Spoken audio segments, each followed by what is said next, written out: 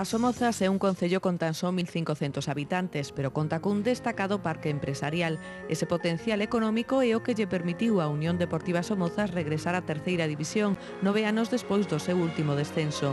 Durante 8 temporadas viña xogando en segunda regional, sendo campeón e renunciando a ascender, ata que o club recibiu un novo pulo.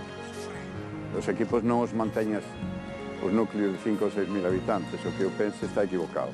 Os equipos en terceira división manténnos si coincides con as empresas que te apoyen e que te axuden.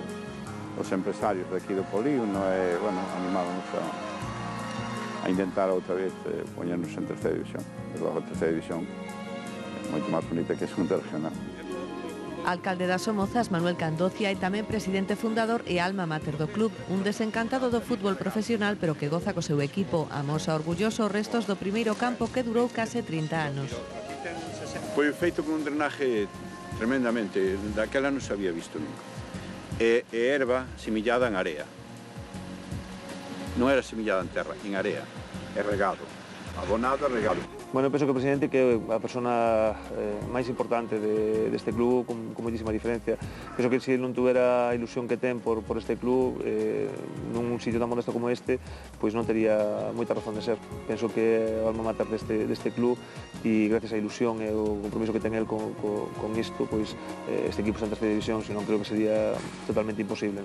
Unha persona que vive o fútbol de maneira pasional e, bueno, é o que máis tira do club, vamos. Tanto no sentido de traballar po club como no sentido de primeiro aficionado a él. A Unión Deportiva Somozas conta cun presuposto de 210.000 euros e ten 500 socios. Esta temporada cumpre o seu 25 aniversario e celebra cunha completa remodelación nas instalacións de Pardiñas. En febreiro esperan ter rematado o novo campo. O anexo cubriuse con herba artificial e estáse construindo unha nova bancada pros dous terreos.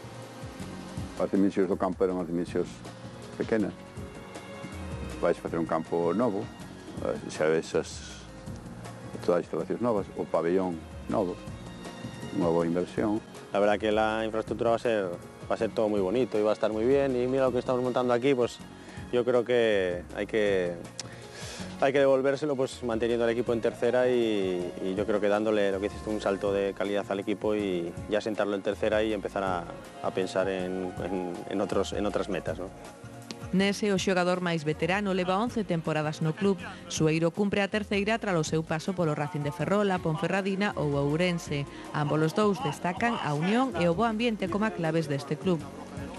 Temos un trato, vamos, fabuloso para estar. Non sei nos outros equipos como é, pero, bueno, aquí temos un trato moi familiar. Entonces, así é máis fácil traballar, entrenar e ir a xogar os domingos, claro.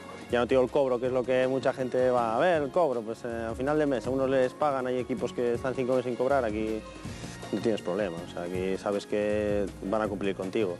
Y encima, además de ese cumplimiento de dinero, o sea, tienes un montón de cosas más. Nos tratan cena, no sé qué, o sea, es que nos tratan demasiado bien, yo creo que a veces hasta demasiado bien. Por mor das obras, esta temporada o Somozas comezou xogando no campo anexo artificial. O proceso de adaptación e as dimensións do terreo condicionan o fútbol que quere practicar Germán Amil. A mí me gustaría que fose moitísimo máis combinativo, que tivésemos moitísimas máis chegadas por bandas, que pudésemos ser un equipo moitísimo máis ofensivo, con moitas máis variantes, e, sin embargo, bueno, pues un campo como temos nós, calquer equipo que che ven aquí de terceira división, replegas, metes atrás e nos costa moitísimo traballo. En febreiro esperan estrear xa o novo campo de Pardiñas, unha motivación engadida para acadar o seu obxectivo, a permanencia en terceira división.